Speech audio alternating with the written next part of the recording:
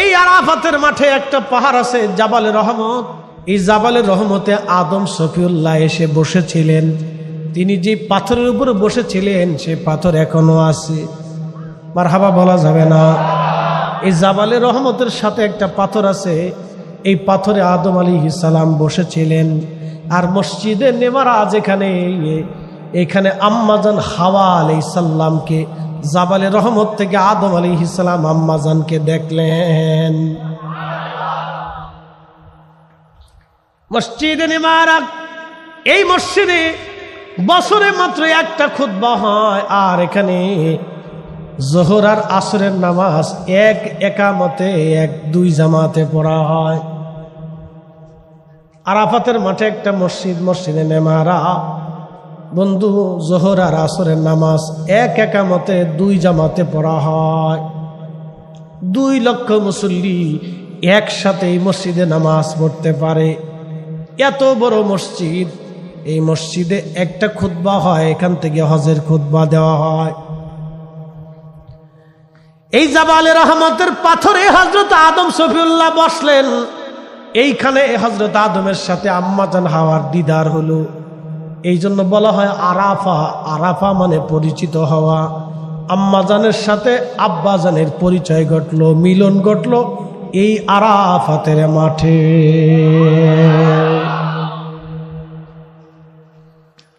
এই আরাফাতের মাঠে প্রিয় নবীজি জাবালে রহমতের উপরে উঠাইয়া বিদায় হজের ভাষণ দিলেন। যেই দিন 1.25 লক্ষ সাহাবী সামনে, সুবহানাল্লাহ বলা যাবে না? কত লক্ষ সাহাবী? 1.25 লক্ষ সাহাবী নবীজির সামনে বিদায় হজের একটা ভাষণ।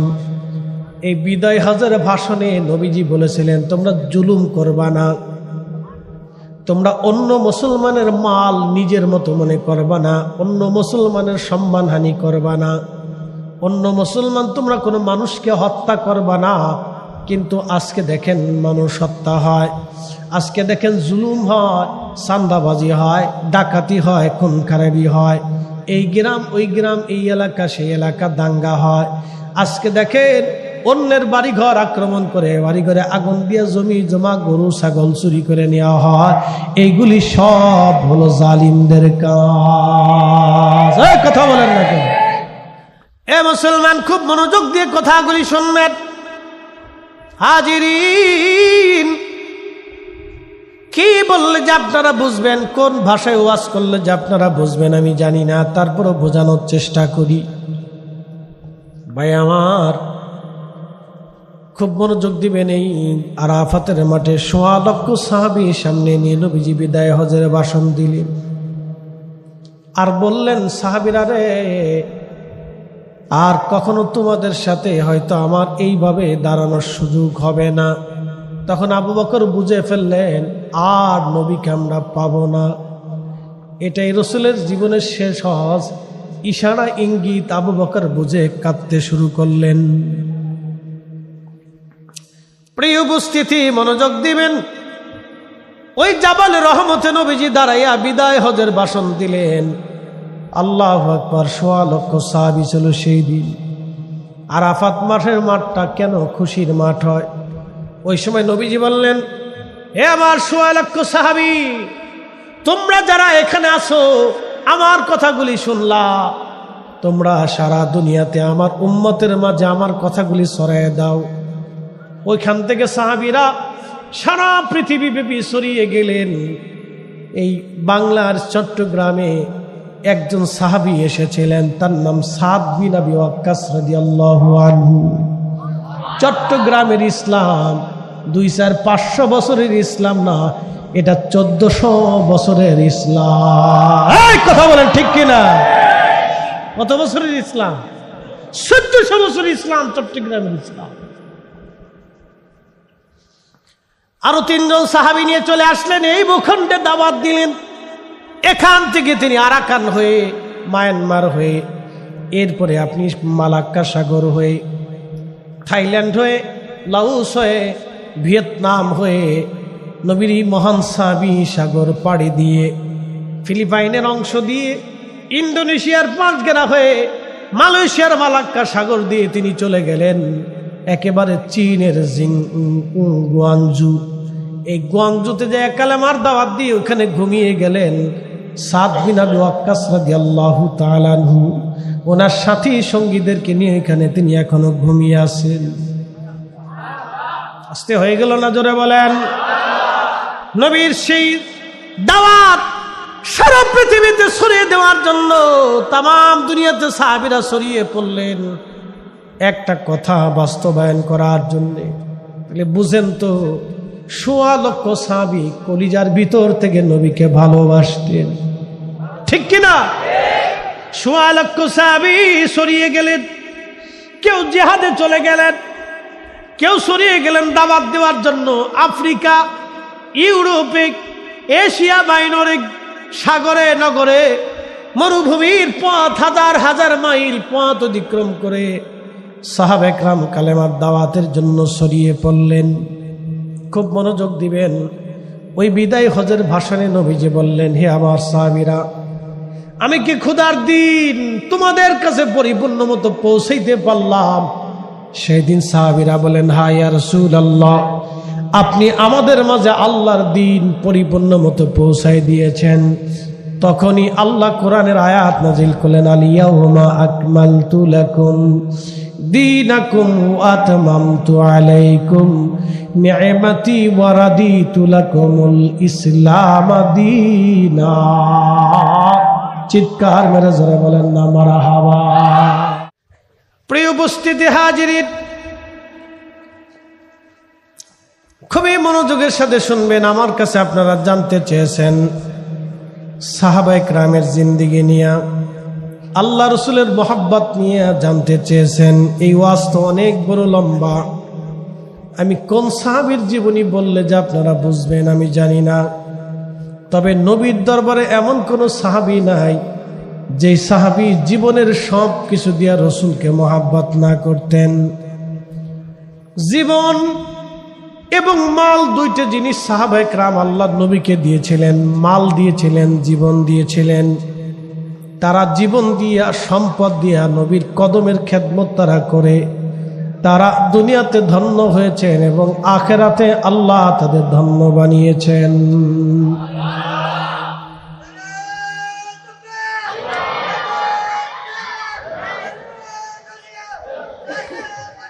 রব্বুল আলামিন বললেন, রাদিয়াল্লাহু আনহুম, আমি আল্লাহ তাদের উপরে রাজি। আমি রব্বুল আলামিন তাদের উপরে খুশি হয়ে গেলাম। ওয়ারাদুআন, তারাও আমার উপরে খুশি হয়ে গেল। যালিকা লিমান খাশিয়া রাব্বা, এই জন্য আমি আল্লাহ তাদের উপরে খুশি হলাম। তারা আমি আল্লাহকে ভয় করত। সাহাবীরা আল্লাহকে ভয় করত। জোরে বলেন সুবহানাল্লাহ। প্রিয় উপস্থিতি হাজিরিন, সব কিছুর মূলে রাহমাতুল লিল আলামিন নবী যদি খুশি হয় তো আল্লাহ খুশি হয়ে যাবে। আল্লাহ ওয়াজ করলেন, মাইয়ুতির রাসূল ফাকাদ আতা আল্লাহ। নবীজি উম্মতকে জানায় দেন, আপনি নবীর ইত্তেবা হলে আমি আল্লাহর ইত্তেবা হয়ে যায়। প্রিয় উপস্থিতি,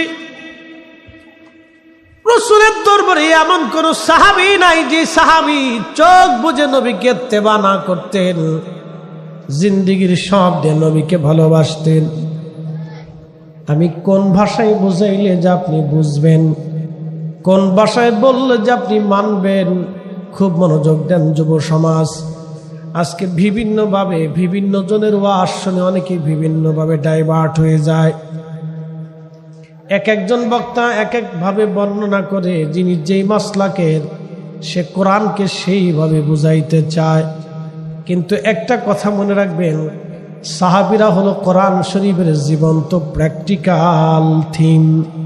সাহাবীরা কোরআন, জীবন্ত কোরআন ছিলেন তারা। হুজুর এটা কেমন? সাহাবীরার জিন্দেগির দিকে যদি তাকান তো কোরআন আপনি বুঝতে পারবেন। কারণ কোরআনের সমস্ত বিধানগুলি আমরা মানার আগে সাহাবীরা আগে মেনেছে, ঠিক কিনা? সাহাবী সাহাবী নবীজির দরবারের প্রত্যেকজন সাহাবী হযরত আবু বকর, হযরত ওমর, হযরত উসমান, হযরত আলী, তালহা, জুবাইর, আব্দুর রহমান ইবনে আওফ, সাদ বিন আবি ওয়াক্কাস, সাইদ ইবনে জুবাইর, আবু উবাইদ ইবনে জাররাহ, এক একজন সাহাবী কত চমৎকার ছিলেন।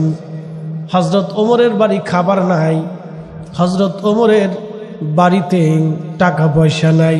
স্ত্রী ডাক দিলেন স্বামীরে, বাচ্চাদের জন্য ঈদের কাপড় কেনা লাগবে, আপনি দয়া করে ঈদের কাপড় কিনে দেন। হযরত ওমর বললেন, বিবি রে, সন্তানদের জন্য ঈদের কাপড় কেনার মতো পয়সা আমার কাছে নাই।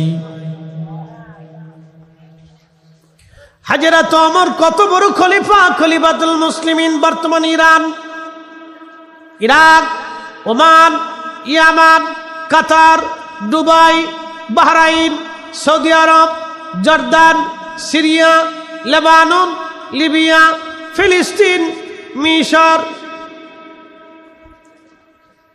বাহরাইন, পৃথিবীর বিরাট বিরাট ভূখণ্ডের খলিফাতুল মুসলিমিন হযরত ওমর এত বড় খলিফা, ঘরের মধ্যে তার টাকা নাই কাপড় কেনার মতো। স্ত্রী ডাক দিলেন, স্বামী আমার, তাহলে আপনি বাইতুল মাল থেকে আপনি যে মাসে খলিফা হিসেবে বেতন পান, আগাম বেতন আপনি বাইতুল মাল থেকে নিয়ে আসেন। হযরত ওমর চিঠি পাঠাইলেন। অর্থমন্ত্রী হযরত আবু উবাইদা ইবনে জাররাহ, যিনি দুনিয়া থেকে জান্নাতের সার্টিফিকেট পেয়েছিলেন। এই উপস্থিতি, খুব মনোযোগ দিয়ে কথাগুলি শুনবেন বাবা আমার। হযরতে খলিফাতুল মুসলিমিন ওমর রাদিয়াল্লাহু আনহু চিঠি লিখলেন হযরত আবু উবাইদা ইবনে জাররাহ রাদিয়াল্লাহু আনহুর কাছে। তিনি অর্থমন্ত্রী ছিলেন। আবু উবাইদা ইবনে জাররাহর কাছে চিঠি লিখে বললেন, হে আবু উবাইদা,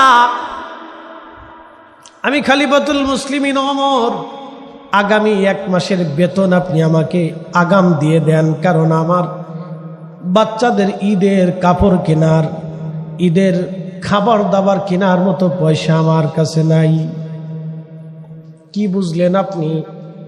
এই জন্য খেলাফত কাকে বলে, খলিফাতুল মুসলিমিন কারা? নবীজি বললেন, মালাইকুম বিসুন্নতি, তোমরা আমার সুন্নতকে মেনে চলো। ফালাইকুম বিসুন্নতি, আমার সুন্নত মেনে চলবে। ওয়াসুন্নাতিল খুলাফায়ে রাশিদিন আল মাহদিন, আমার খুলাফায়ে রাশেদ আবু বকর, ওমর, আলী, উসমানের সুন্নাহ মেনে চলবে। একবার জোরে বলা যাবে কি মারহাবা?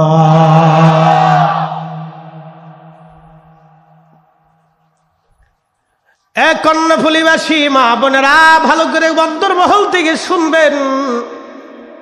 মহিলারা ভালো করে ওয়াজ শুনবেন। খালি তো স্টার জলসা, জি বাংলা, হাবিজাবি নাটক আর হাবিজাবি দেখেন, টিকটক শুধু দেখেন।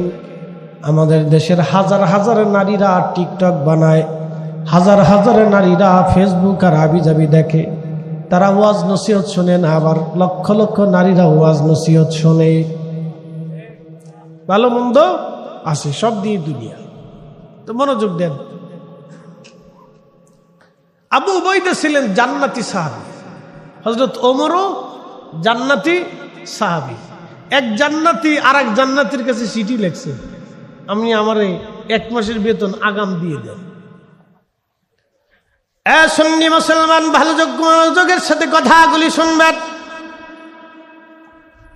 চিন্তা করেন তো, সেই দিনের খলিফাতুল মুসলিমিন চিঠি লিখলো অর্থমন্ত্রীর কাছে। কি চমৎকার এক সিদ্ধান্ত, কত সুন্দর নীতিমালা ছিল। যিনি চিঠি লিখলেন তিনিও জান্নাতি, যার কাছে চিঠি লিখলেন তিনিও জান্নাতি, জান্নাতি, জান্নাতি। তো কখন জান্নাতি? জুমার দিনে সব মুসল্লিরা মসজিদ ছেড়ে দিয়ে খাবার কিনতে চলে গেল। মাত্র 10 জন সাহাবী বসে আছে। আল্লাহর নবী বললেন, এই 10 জন আল্লাহর জান্নাতি, আশারায়ে মুবাশশারা। তখনই আল্লাহ কোরআনের আয়াত নাজিল করলেন, ইয়া আইয়ুহাল্লাযীনা আমানু ইযা নুদিয়া লিস-সালাতি মিন ইয়াউমিল জুমআহ। হে ঈমানদার, যখনই তোমাদেরকে জুমার আযান দেওয়া হয়, ফাসআউ ইলা যিকরিল্লাহি ওয়া দারুল বাই', বেচা বিক্রি সব তোমরা বন্ধ করে দাও, সব বন্ধ করে দাও, লেনদেন বন্ধ করে দাও, অর্থবিত্ত বন্ধ করে দাও, দুনিয়াদারি বন্ধ করে দাও। আজান দেওয়ার সঙ্গে সঙ্গে তোমরা মসজিদের দিকে ধাবিত হয়ে যাও জুমা আদায় করার জন্য।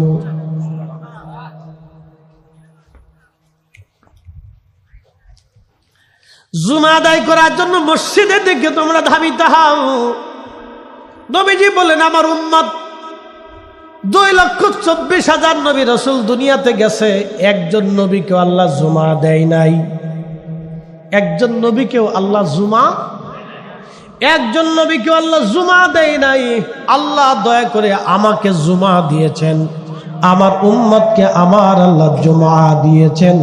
এই জুমা হলো সাইয়্যিদুল আইয়াম, দিনের সর্দার। আমার উম্মত তোমরা শোনো, এই জুমা হচ্ছে মুসলমানের ঈদের দিন, খুশির দিন। ঈদের দিন, খুশির দিন। আপনারা বলেন তো এই ঈদের দিন, জুমা নামক ঈদের দিন আমরা কেন পাইলাম? আমার নবী নামক আমার রসুল আসার কারণে, এই মিলাদুন নবী হওয়ার কারণে এই জুমা আমরা পাইলাম।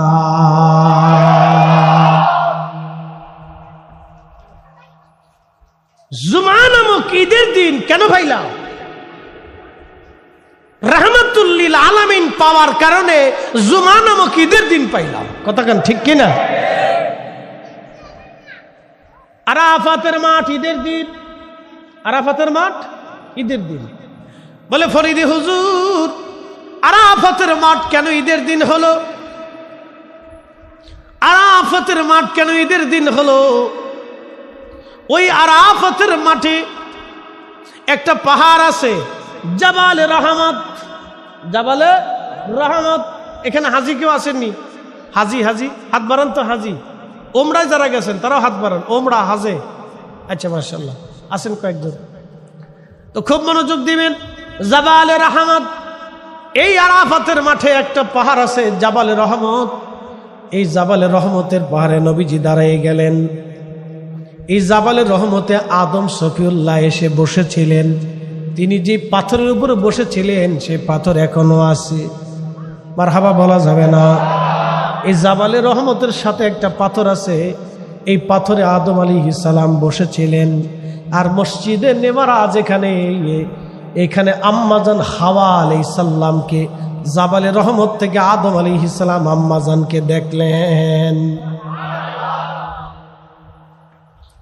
মসজিদে নেমারা, এই মসজিদে বছরে মাত্র একটা খুতবা হয়। আর এখানে জোহর আর আসরের নামাজ এক একামতে, এক দুই জামাতে পড়া হয়।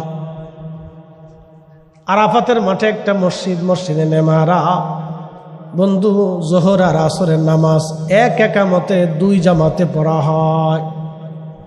2 লক্ষ মুসল্লি একসাথে এই মসজিদে নামাজ পড়তে পারে। এত বড় মসজিদ, এই মসজিদে একটা খুতবা হয়, এখান থেকে হজের খুতবা দেওয়া হয়। এই জাবালে রহমতের পাথরে হযরত আদম সফিউল্লাহ বসলেন। এইখানে হযরত আদমের সাথে আম্মাজান হাওয়ার দিদার হলো। এই জন্য বলা হয় আরাফা। আরাফা মানে পরিচিত হওয়া। আম্মাজানের সাথে আব্বাজানের পরিচয় ঘটলো, মিলন ঘটলো এই আরাফাতের মাঠে।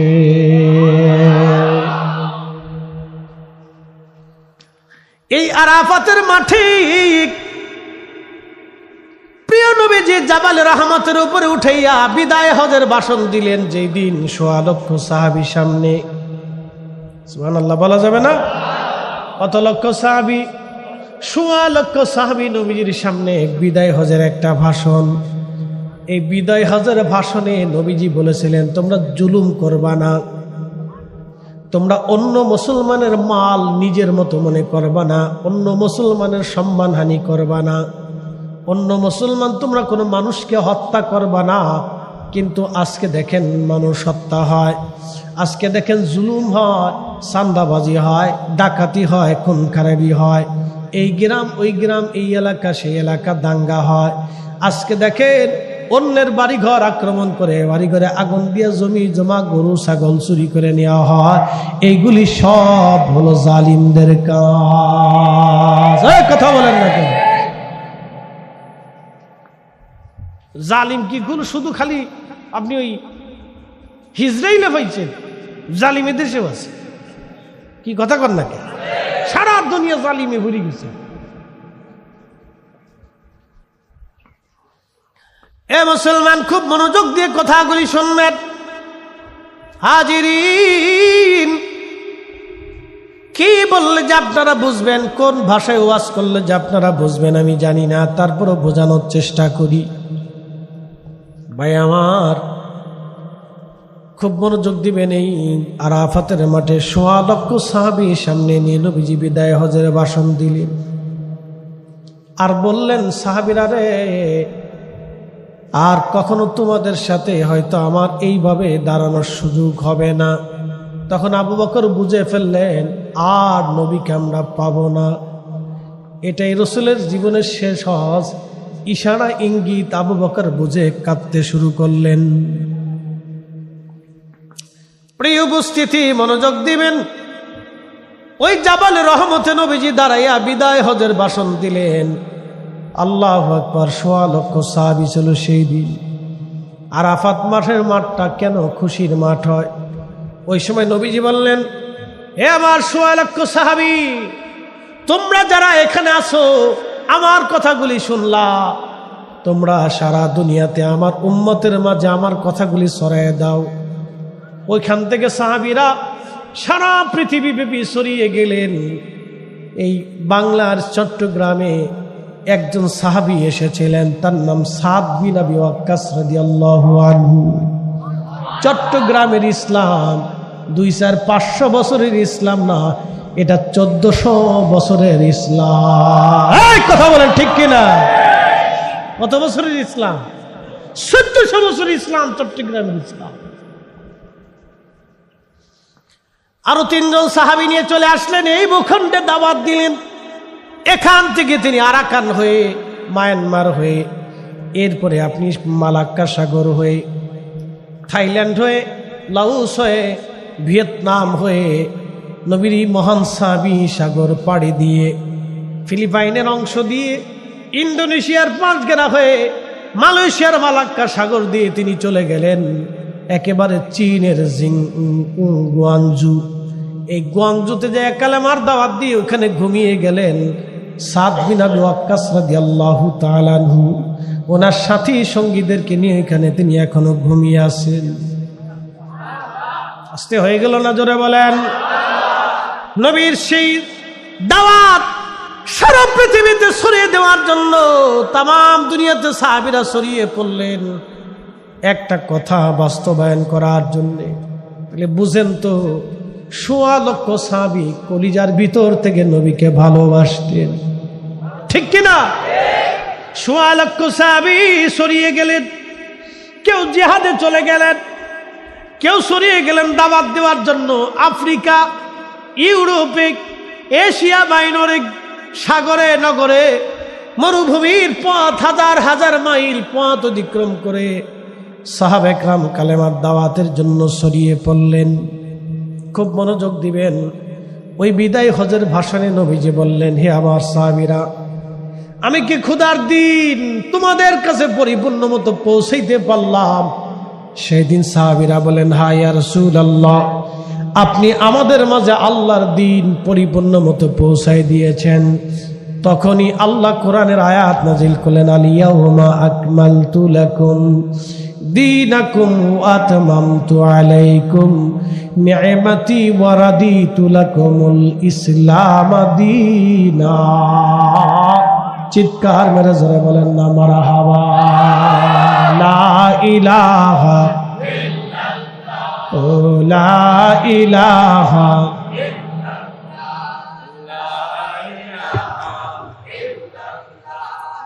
লা ইলাহা হাসবি রাব্বি জাল্লাল্লাহ মা ফি কলবি আহা নূর মুহাম্মদ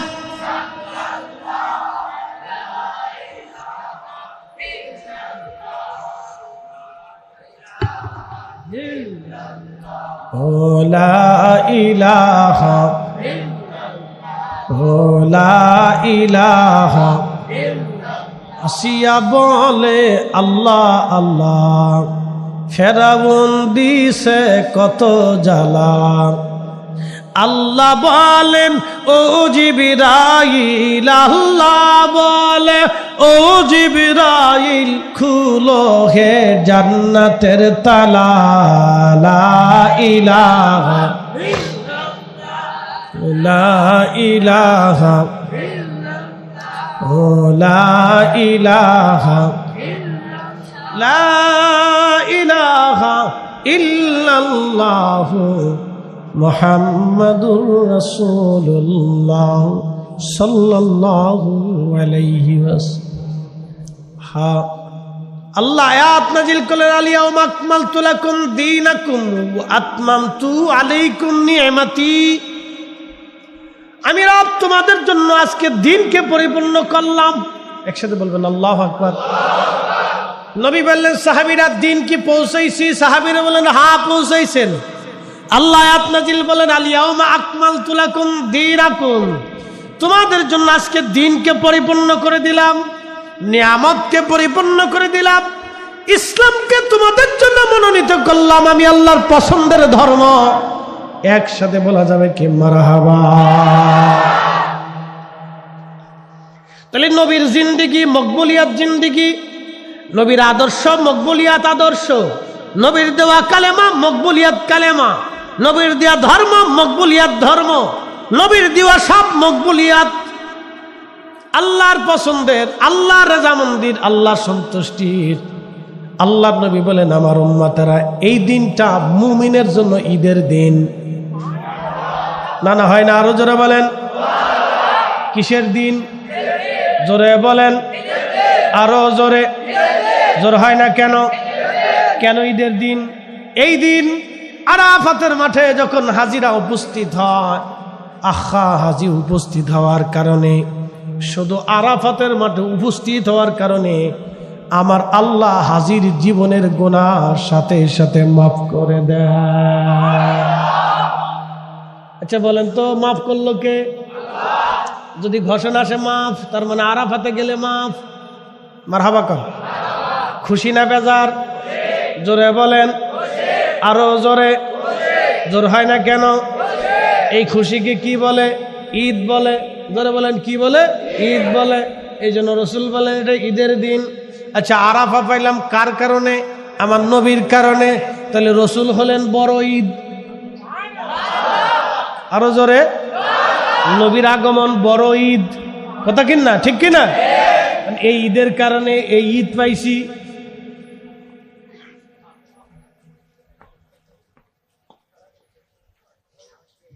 নবীজির মিলাদুন নবী ঈদ, সেরা ঈদের সেরা ঈদ, দলিল কি? ওই মিয়া দলিল লাগবে কে? তোমার আহলে কি কুকুরে কামড়াইছে নাকি? দলিল লাগবে কে? তুমি নিজে বুঝো না? আরাফাতের মাঠে উপস্থিত হইলে আল্লাহ মাফ করে দেয়। আরাফাতের মাঠে ঈদের দিন, জুমার দিনে মুসল্লি জুমার নামাজ পড়লে আল্লাহ মাফ করে দেয়। এই জন্য জুমার দিন ঈদের দিন। খোদার মাফ পাইয়া যদি ঈদের দিন হইতে পারে, রসুল ঈদের দিন বানাই দিয়ে গেলেন, এই দুইটা দিন ঈদের দিন, তাহলে প্রত্যেক মাসে অন্তত 60টা ঈদ আমাদের আসে। বছরে শুধু জুমার ঈদের দিন আসে 52টা ঈদের দিন। আরাফাতের মাঠে একটা আসে, এই 53টা ঈদের দিন। ঈদুল আজহায় একটা আসে 54টা ঈদের দিন। ঈদুল ফিতরে একটা আসে 55টা ঈদের দিন। তারপরে কুরবানির দিন ঈদের দিন, তারপরে দিন ঈদের দিন, তারপরে দিন ঈদের দিন। আইয়ামে তাশরিক, আইয়ামে তাশরিক চিনেন? ঈদুল আজহাতে যে তাশরিক, তাকবীর দেন আপনারা? তাকবীর দেন না? প্রত্যেক নামাজের পরে 3 বার পড়তে হয় না? মিনিমাম 1 বার পড়তে হইতো। এটা ওয়াজিব। এটা হলো আইয়ামে তাশরিক। এই দিনগুলো ঈদের দিন। একসাথে করেন না মারহাবা। কিসের দিন? তাহলে কয়টা হইল ঈদ? বছরে ঈদের কোনো শেষ নাই, বহু ঈদ হয়েছে। সব ঈদ পাইলাম কার কারণে? রসুলের কারণে, নবীর কারণে। তো রসুলের কারণে যেহেতু ঈদ পাইছি, তো নবীর আগমনে আমি খুশি হব না তো শয়তান খুশি হবে নাকি? আমি তো উম্মত, আমি তো খুশি হব। তো হিন্দু হবে না, বৌদ্ধ হবে না, নাসারা হবে না, তো আমিই হব। মাজুসি তো হবে না, খ্রিস্টান হবে না, আমি তো খুশি হব, কারণ আমি নবীর উম্মত। আমি খুশি হব না তো শয়তান খুশি হবে নাকি? তো আমার চাইতে বেশি খুশি নবীর আগমনে আর কেউ হইতে পারে না। এই জন্য রসুলের মিলাদ আমাদের খুশির, আমাদের ঈদের দিন। কথা কন্যাকে ঠিক কিনা?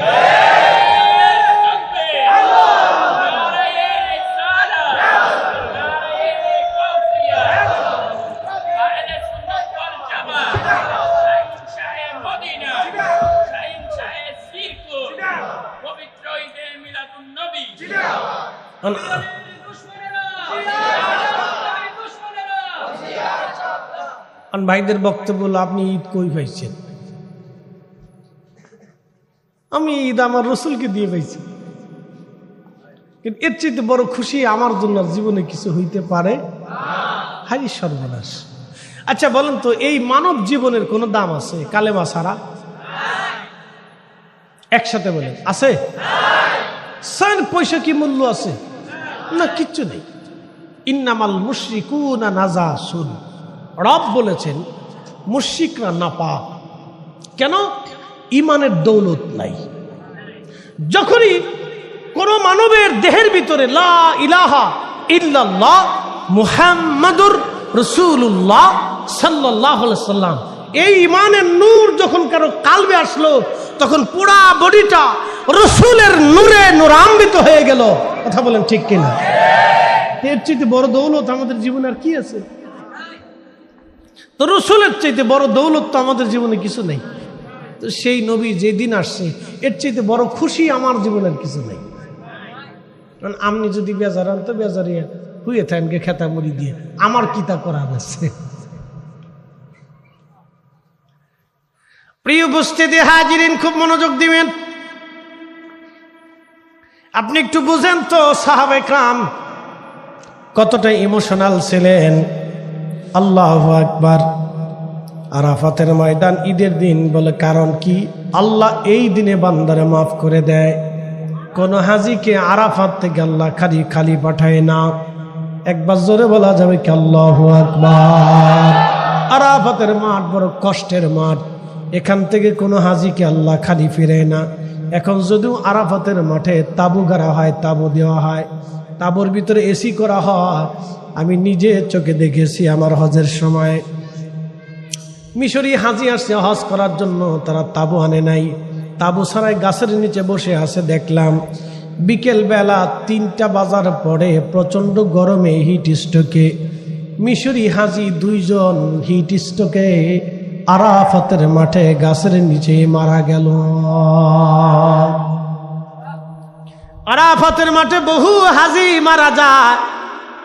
এটা কষ্টের মাঠ। এখান থেকে হেঁটে হেঁটে হাজিরা আসে মুজদালিফায়। মুজদালিফায় হেঁটে আসাটা বড় কষ্ট। এখন তো গাড়ি ঘোড়া হয়েছে, তখন তো গাড়ি ঘোড়া ছিল না।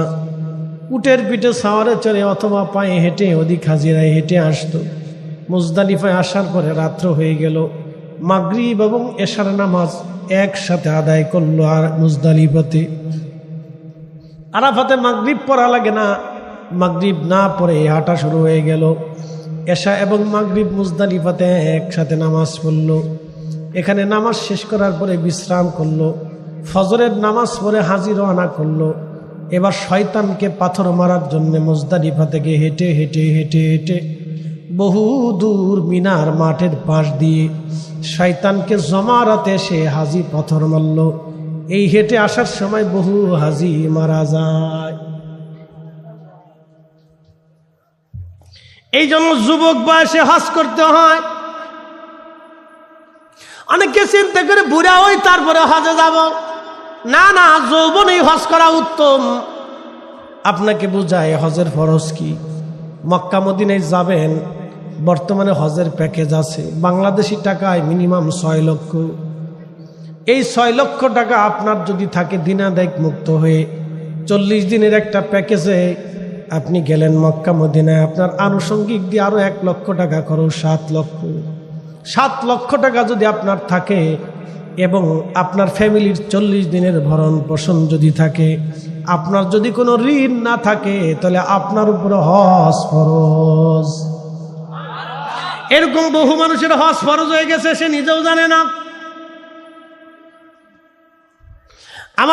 আমার মসজিদের এক মুসল্লি একদিন আমার হাত ধরে বলেন, হুজুর আমার জীবনে বড় আফসোস। আমি বললাম কি? আমার যৌবনকালে যখন অর্থ ছিল আমি হজ করি নাই, এখন বয়স হয়ে গেছে কিন্তু হজের টাকা নাই। হুজুর তখন আমার লক্ষ লক্ষ টাকার ব্যবসা ছিল, কোটি কোটি টাকার মালিক ছিলাম, তখন আমি ইচ্ছা করে হজে যাই নাই। কিন্তু আজকে আমি দরিদ্র হয়ে গেছি, আমার বয়স হয়ে গেছে, হজে যাওয়ার মতো কোনো পয়সা নাই। হুজুর আমি জীবনে অনেক বড় ভুল করছি, আল্লাহ মাফ করবেনি। আমি বললাম ক্ষমা চান, খোদার দরজা মাফের দরজা বন্ধ নাই।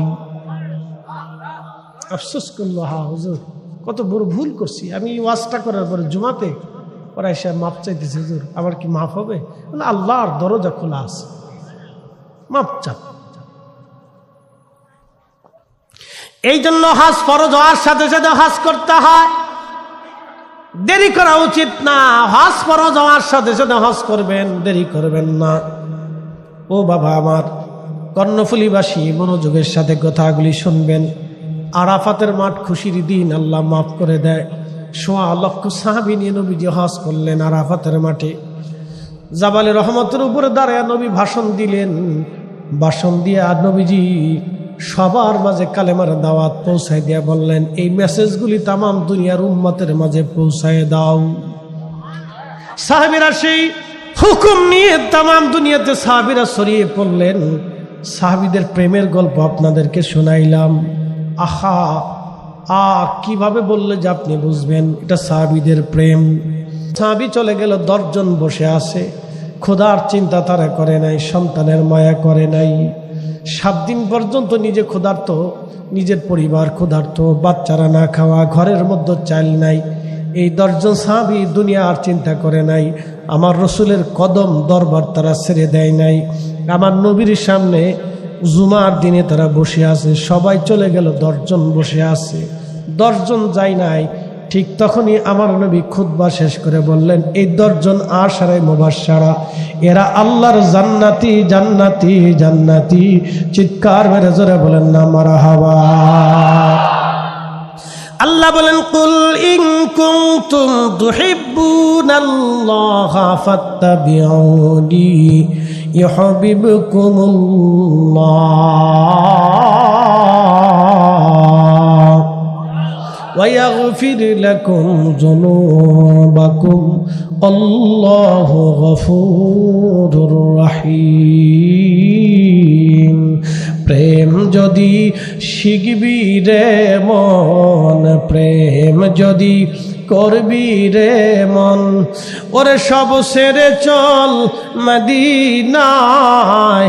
আমার প্রেমের রাসূল যেই দেশে ঘুমায়, আমার দয়াল নবী যেই দেশে ঘুমায়। দেখলে ছবি পাগল হবি, কাঁদবি বসে নিরালায়। ওরে দেখলে ছবি পাগল হবি, কাঁদবি বসে নিরালায়। আমার দয়াল নবী যেই দেশে ঘুমায়। প্রেম যদি করবি রে মন, প্রেম যদি শিখবি রে মন, সব ছেড়ে চল মদিনায়। আমার প্রেমের রাসূল যেই দেশে ঘুমায়, আমার নূরের নবী যেই দেশে ঘুমায়। কর্ণফুলীবাসী জুমার দিন, ঈদের দিন, আরাফাতের দিন, ঈদের দিন, আইয়ামে তাশরিকের দিন, ঈদের দিন, ঈদুল আযহা ঈদের দিন, ঈদুল ফিতর ঈদের দিন, সব ঈদ, সব খুশির সেরা খুশি আমার নবীর আগমনের দিন। কথা কোন ঠিক কিনা? নবী কারণে ঈমান পেয়েছি, রসুল দেখে সাহাবীরা কালেমা পড়েছে, নবী দেখে সাহাবীরা আল্লাহ চিনেছে। নবী ছাড়া সাহাবীরা আল্লাহ চিনে নাই, নবী ছাড়া সাহাবীরা কোরআন বোঝে নাই, নবী ছাড়া সাহাবীরা কোরআন চিনে নাই, নবী ছাড়া সাহাবীরা ঈমান চিনে নাই, নবী ছাড়া সাহাবীরা আখিরাত বুঝে নাই, নবী ছাড়া সাহাবীরা কবর চিনে নাই, নবী ছাড়া সাহাবীরা জান্নাত জাহান্নাম চিনে নাই, নবী ছাড়া সাহাবীরা হাসর চিনে নাই, রাসূল ছাড়া সাহাবীরা হাউজে কাউসার চিনে নাই, নবী ছাড়া সাহাবীরা মিজান চিনে নাই, ফুলসিরাত চিনে নাই, ফেরেশতা চিনে নাই, নবী ছাড়া ঈমান কি জিনিস সাহাবীরা জানে নাই। নবী দিয়ে সাহাবীরা ঈমান চিনেছে, নবী দিয়ে সাহাবীরা আল্লাহ চিনেছে। রাসূল তোমারই কারণে বিশাল ভুবনে আল্লাহর পরিচয়, ঠিক কিনা? নবী আমার পীর মুর্শিদ গাইতেন, রাসূল তোমারই কারণে বিশাল ভুবনে আল্লাহর পরিচয়।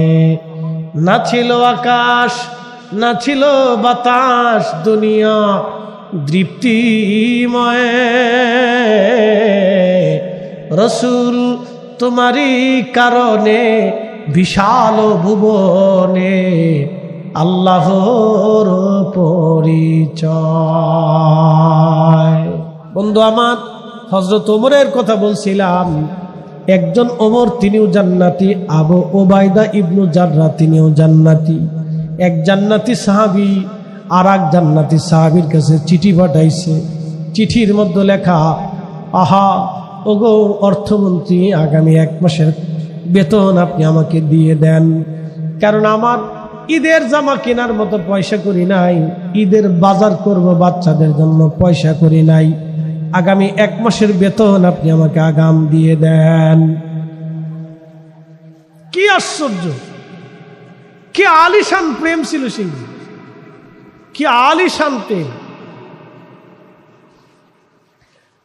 আবু উবাইদা ইবনু জাররাহ চিঠিখানা পড়ে কান্না শুরু করলেন। আবু উবাইদা ইবনু জাররাহ চিঠিখানা পড়ে কান্না শুরু করলেন। তিনি কাঁদতেছে আর বলতেছে, হা মুসলিম মিল্লাতের এত বড় খলিফা, এত প্রভাবশালী খলিফা, যার নাম শুনলে রোম সাম্রাজ্য থরথর করে কাঁপে, যার কথা শুনলে পার্সিয়ান সাম্রাজ্য থরথর করে কাঁপে, আজকে তার ঘরে বাড়িতে ঈদের কাপড় কেনার মতো পয়সা করি নাই, বাচ্চাদের ঈদের বাজার করবে সেই পয়সা তার ঘরে নাই। হযরত আবু উবাইদা ইবনু জাররাহ চোখের পানি ফেলে কাঁদতে লাগলেন। কেঁদে কেঁদে তিনি আরেকখানা চিঠি লিখলেন, ইয়া আমিরাল মুমিনিন, আমি আপনাকে আগামী 1 মাসের বেতন আগাম দিয়ে দিব, যদি 2টা শর্ত পুরা করতে পারেন তাহলে আগামী 1 মাসের বেতন আপনাকে আমি আগাম দিয়ে দিব। 2টা শর্ত যদি আপনি পুরা করে দিতে পারেন আমিরুল মুমিনিন, আগামী 1 মাসের বেতন আপনাকে আমি আগাম দিয়ে দিব। 1 নম্বর শর্ত হলো আমিরুল মুমিনিন, আপনি আগামী 1 মাস দুনিয়াতে বেঁচে থাকবেন কিনা, আগামী 1 মাস আপনি পৃথিবীতে বেঁচে থাকবেন কিনা আমাকে গ্যারান্টি দিতে হবে। একসাথে বলবেন আল্লাহু আকবার। এরা সাহাবী খোলাফায়ে রাশিদ, সাহাবী হার সাহাবী জান্নাতি, সব সাহাবী জান্নাতি, কারণ তারা আমার রাসূলের প্র্যাকটিক্যাল কোরআন সুন্নাহর উপরে তারা আমল করেছেন, তারা আমার নবীর ছাত্র, হার সাহাবী জান্নাতি।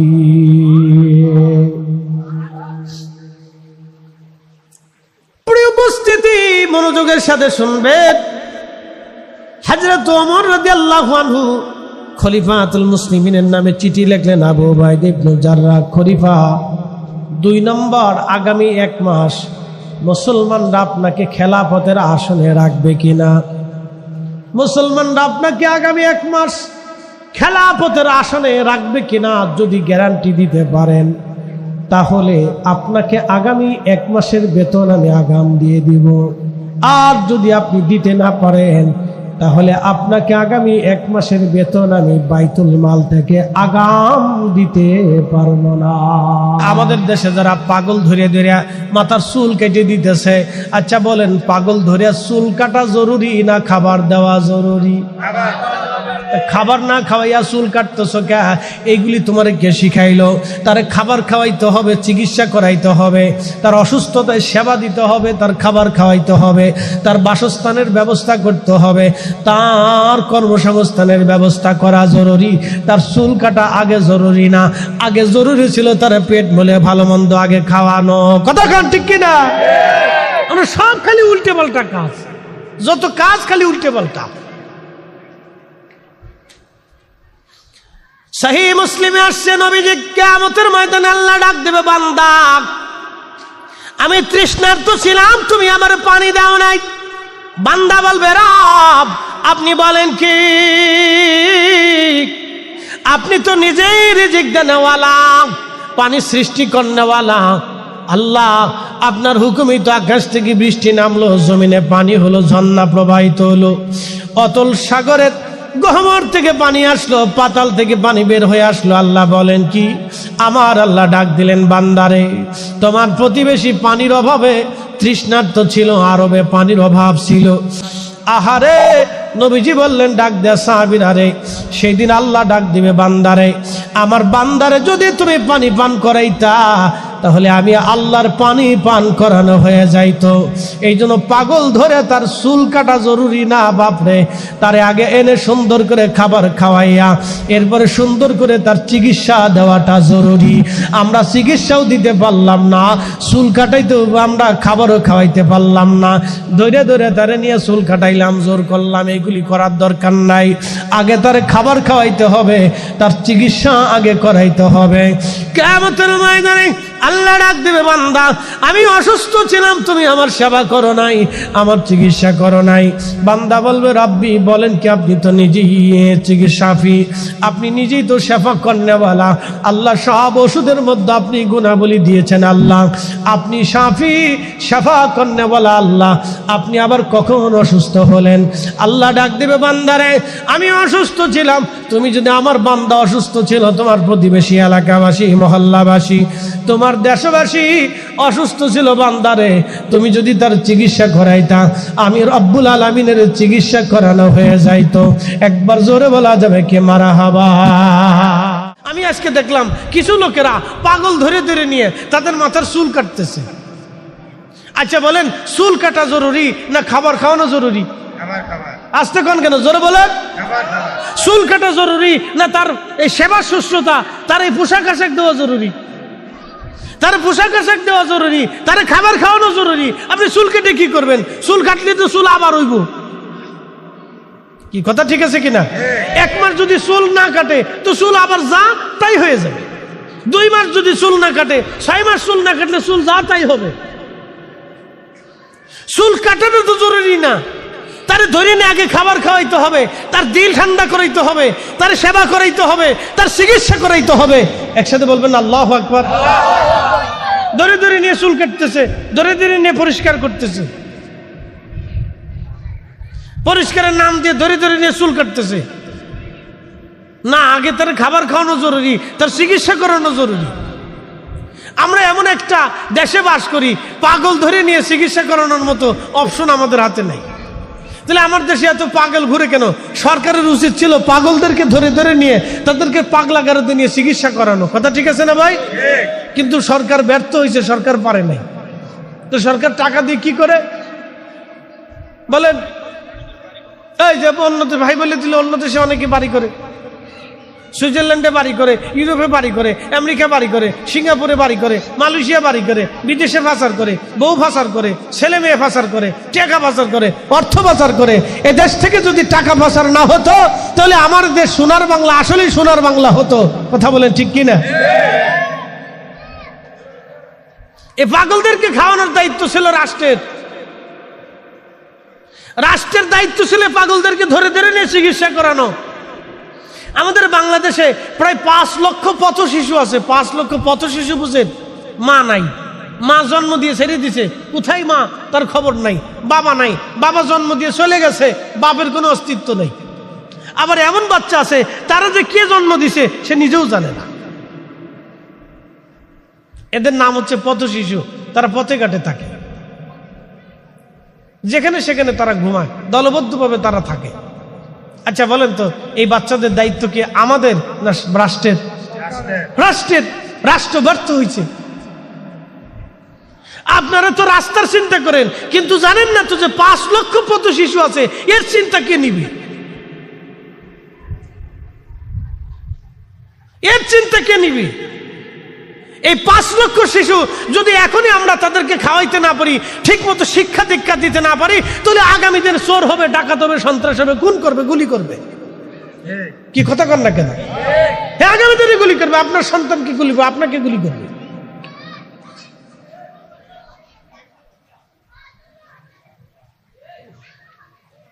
কষ্ট হচ্ছে আপনাদের?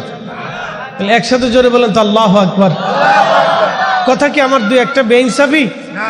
হ্যাঁ, শুনে যান একটু। আর হাদিস এবার আপনাদেরকে শোনাই।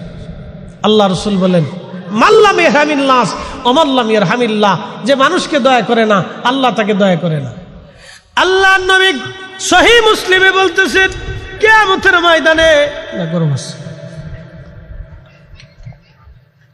কিয়ামতের ময়দানে রব্বুল আলামিন ডাক দিবে, হে বান্দা, আমি ক্ষুধার্ত ছিলাম, তুমি আমারে খাবার দাও নাই। কি আশ্চর্য! হে বান্দা, আমি ক্ষুধার্ত ছিলাম, তুমি আমারে খাবার দাও নাই। বান্দা বলবে, রব আপনি তো নিজে রাজ্জাক, ওয়া তারজুকু মান তাশাউ বিগাইরি হিসাব। আল্লাহু আকবার। আমি যাকে খুশি তাকে অগণিত রিজিকের মালিক আমি আল্লাহ বানাই দেই। দেলোয়ার ভাই, একটা কথা মনে রাখবেন, হাজার হাজার কোটি টাকার মালিক হলেও খাবার কিন্তু খাওয়া যায় না আল্লাহর হুকুম ছাড়া, ঠিক কিনা? খাবার খাওয়া যায় না। তার বাস্তব প্রমাণ যদি দেখতে চান, ভিআইপি হসপিটালগুলিতে যায় দেখেন, ভিআইপি হসপিটালে যায় দেখেন, ব্যাংকে টাকা আছে, বসুন্ধরা, বনানী, গুলশানে তাদের 72 বাড়ি আছে, বিরাট বড় বড় বাড়ি, কিন্তু নসিবে খাবার নাই। খাবারের সীমাবদ্ধতা আল্লাহ নিজে দিয়ে দিছেন। ও বন্ধু, এই জন্য আল্লাহ বলছেন, তোমরা খাওয়ার সময় উত্তম রিজিকের জন্য দোয়া করো, আল্লাহ তুমি আমার উত্তম রিজিক খাওয়াও, উত্তম বরকতওয়ালা রিজিক আমারে দাও। হালালান তাইয়্যিবা, হালালান তাইয়্যিব, হালাল এবং তাইয়্যিব উত্তম খাবার খাওয়াও। হালালটার সাথে উত্তম খাবার খাওয়াইবা, হালাল তো খাওয়াবা, কিন্তু উত্তমটা খাওয়াবা। কিন্তু বাংলাদেশে কি উত্তম খাবার আমাদের আর কি নসিবে আছে? বলে হুজুর কেমনে নাই? আমি মাঝে মধ্যে চিন্তা করি, ঢাকাতে তো দুধ কিনে খাই, দুধ খাই না বুড়িগঙ্গার পানি খাই, আল্লাহ জানে। কি কথা খারাপ কইছি ভাই? হালালান তাইয়্যিবান, তাইয়্যিব খাবার খাও। আমরা মাঝে মধ্যে পানি খাই, পানি। চিন্তা করলাম, পানি খাই না কি খাই আল্লাহ জানে। কি দেওয়া আছে তা না কি কেমনে খাবো, কেমনে বলবো? আপনি বাজার থেকে ফল কিনে আনবেন, আপনি ফল খান না বিষ খান, কেমনে বুঝবেন? বলে হুজুর কি করে? মাঝে মধ্যে আমি ভোক্তা অধিকার সংরক্ষণ অধিদপ্তর আছে, তাদের চ্যানেলের সাথে এবং আইডির সাথে আমার অ্যাড আছে, মাঝে মধ্যে তাদের মিশন আমি দেখি। সেদিন দেখলাম দই বানাইতেছে, আপনার গা শির উঠবে। এই দইয়ের ভিতরে যে বিষ মিশানো হয়, রং মিশানো হয়, এটা মানুষ খাওয়ার কারণে ব্লাডের ক্যান্সার আসে। কি খাবেন আপনি? আবার আরেকজনে দেখাইল কালো জিরা। আল্লাহ নবী বলছেন, আমার উম্মত কালো জিরা মৃত্যু ব্যতীত সব রোগের মহা ওষুধ। সুবহানাল্লাহ বলবেন না? কে রাসূল কারীমের কথা কি কোনোটা মিথ্যা না? আজকে গবেষণা করে দিয়েছে বিজ্ঞান, আসলেই তো সত্য। কালো জিরার ভিতরে আল্লাহ এমন একটা গুণাবলী দিয়ে রাখছে যা কোনো খাবারে নাই। এটা এমন একটা খাবার যে সব রোগের ঔষধ এই গুণাবলীর ভিতরে আছে। না সুবহানাল্লাহ বাড়ি যা কর। মানুষ কালিজিরা খায় না, খায় হলো ফুচকা, ঠিক কি না? চটপটি খান, অসুবিধা নেই। চানাচুর, চিপস বাচ্চাদেরকে এগুলো খাওয়ায়, কালিজিরা খাওয়ায় না, খেজুর খাওয়ায় না, দুধ খাওয়ায় না, ফল টল খাওয়ায় না, চিপস খাওয়াইব, চকলেট খাওয়াইব, ললিপপ খাওয়াইব। নাম দিছে ললিপপ। ললিপপ বানায় কি দেয় আল্লাহ জানে, এর ভিতরে কি মেডিসিন দিছে, কি কোন রং দিছে আল্লাহ জানে, কিসের রং দিছে। শোনেন কালিজিরের ইতিহাস শোনেন, গবেষণায় ভোক্তা অধিদপ্তরে ধরছে কালিজিরে। তো একটা কালিজিরা খুব কালা কিসমিসি, তো কালো কিসমিসে দেখে তাতে সন্দেহ হয়েছে, কি রে কালো জিরে এত কালো কিসমিসে কেন হবে? তো একটা কালিজিরে আনছে, সেটার ভিতরে একটু ধুলাবালি আছে, কদ্দুর একটু ময়লা টয়লা আছে। এটা হলো অরিজিনাল কৃষকের বাড়ি থেকে আইছে, বুঝেন? কিন্তু আমাদের দেশে যে কলার ভিতরে দাগ টাগ আছে ওই কলা মানুষই খায় না, যেটা ফ্রেশ দেখতে চকচক করে। যারা কলা বেছে তারাও চিন্তা করলো যেহেতু চকচক খাবা, তো আমরা ফরমালিন মাইরি দিয়ে চকচক বানাই দিবানি, অসুবিধা নাই। দোষ আমাদেরও আছে, কথা বল না কে? দোষ আমাদেরও আছে, আমরা চকচক তালাশ করি। ওই যে একটা কথা আছে না, চকচক করলেই শোনা হয় না, কত তো সুন্দর। প্রিয় উপস্থিতি হাজিরিন, ভালো করে শুনে যাবেন। এই কালো জিরা একটা কালো আর একটা নর্মাল কালো জিরা আনা হলো। দুই কালো জিরা দুইখানে রেখে টেস্ট করলো। টেস্ট করার পরে যেই কালো জিরাটা নর্মাল ধুলাবালি আছে ওটার ভিতরে, পানির ভিতরে ওটা দিয়া ছেড়ে দেওয়া হলো, কিছু সময় রাখা হলো। যেই কালো জিরা কিসমিসে কালো দেখা যায় ওটাও পানির মধ্যে ছেড়ে দেওয়া হলো। 10-15 মিনিট পরে ওই কালো জিরাগুলি ধোয়ার পরে দেখা গেছে কালো কালো রং বের হয়ে আসতেছে। ভোক্তা অধিদপ্তর তারা পরীক্ষা করে দেখলো এই কালির রংটা দুনিয়ার অন্য কোনো কালির রং না। এই কালির রং হলো যেই রং দিয়া কাপড় কালো বানানো হয়, ওই কালির ওই রং দিয়া কালো জিরা কালো বানানো হয়েছে। ভোক্তা অধিদপ্তরের ডক্টর বলল, হায় হায়, এই রং যদি মানুষের শরীরে রক্তের সাথে মিশে যায় তাহলে অবশ্যই ক্যান্সার রোগ হবে, তাতে কোনো বাধা আসবে না। এই জন্য বাংলাদেশে ক্যান্সারের সংখ্যা বেড়ে গেছে। কথা কন না কে? কিন্তু এই সুর আমরা আজও পর্যন্ত ধরতে পারিনি। এটা ধরে ধরে বাটাম চালান দেওয়ার দরকার ছিল। এরা মানুষদেরকে বিষ খাওয়ায়, বিষ। একসাথে বলেন কি খাওয়া? বিষ খাওয়া। আল্লাহ বলেন হালাল তাইয়্যিব, হালাল খাবা, উত্তমটা খাবা, ভালোটা খাবা, ভালোটা খাওয়াবা। গেছি আমি টাঙ্গাইলের মধুপুরে মাহফিল করে, বললাম ভাই দুটি আনারস মধুপুরের বাগান থেকে কেটে দেন। ঢাকার আনারস খাওয়াবো বাচ্চা কাচ্চার, এগুলো খাওয়ালি এই ফরমালিন টরমালিন থাকে। হুজুর কোনো লাভ নাই, ঢাকারটাও সেই আনারস, মধুপুরের বাগানেরটাও সেই আনারস। বললো কেমন কথা বললেন? টাকা দিবানি, অসুবিধা নেই, আমি ভাও নেবো না। আমি ভাবছি যে ওরা বুঝি আমার ভাও দিবে বলে চিন্তায় পড়ে গেছে যে হুজুরে ভাওটাও দিব। বললো না, টাকা আমি দিচ্ছি, অসুবিধা নেই, কিন্তু ভালোটা কেটে দেন। হুজুর লাভ নাই। বললো কারণ কি? গাছে ইনজেকশন মেরে দিচ্ছি। কোন জায়গায় মারছে? গাছে মারছে। আমাদের দেশে আম আসে না? আম আসেনি, গাছে থাকতেই মাইরে দেয়, স্প্রে করে দেয়। 4-5 বার মারে। খা বাঙালি, চকচকাটা খা, চকচকাটা খা। খালি চকচক খাইতে চাও তো চকচকাটাই খাও। পৃথিবীর এই দেশ ছাড়া পৃথিবীর কোন দেশে আপনি ফলে আপনি ওষুধ পাবেন না। ওষুধ যদি দেয়, খাবারে যদি কোনো 2 নম্বরই হয়, তো সৌদি আরবে যদি হয় তাহলে একবারে কোম্পানি শুদ্ধ বাতিল হবে, ওর জিন্দিগির জেল জরিমানাতে হবে, ওর হাত পর্যন্ত কেটে দিবে, ওর 14 গোষ্ঠী ল্যাংড়া বানাই দিবে। একমাত্র বাংলাদেশেই সম্ভব, আর অন্য কোনো দেশে সম্ভব না। এই জন্য আমাদের হার্টের সমস্যা, ফ্যাসফের সমস্যা, কিডনি সমস্যা, লিভারের সমস্যা, আলসারের সমস্যা, পেটের সমস্যা, রক্তের সমস্যা, অ্যালার্জির সমস্যা, এইটা সেটা। বাংলাদেশের মোড়ে মোড়ে কোনায় কোনায় ফার্মেসি, কোনায় কোনায় ডাক্তার, তারপরও রোগীর শেষ নাই। আল্লাহ খাইতে গেছেন হালাল তাইয়্যিব বিশুদ্ধটা, তাহলে আমরা নিজেরাও খাবো, অন্যজনকেও খাওয়াবো। কথা বলেন ঠিক কিনা? খাওয়ার ওয়াজ করতে করতে বাংলাদেশের ওয়াজ করে ফেলছি। শুনে যাবেন হাজিরিন,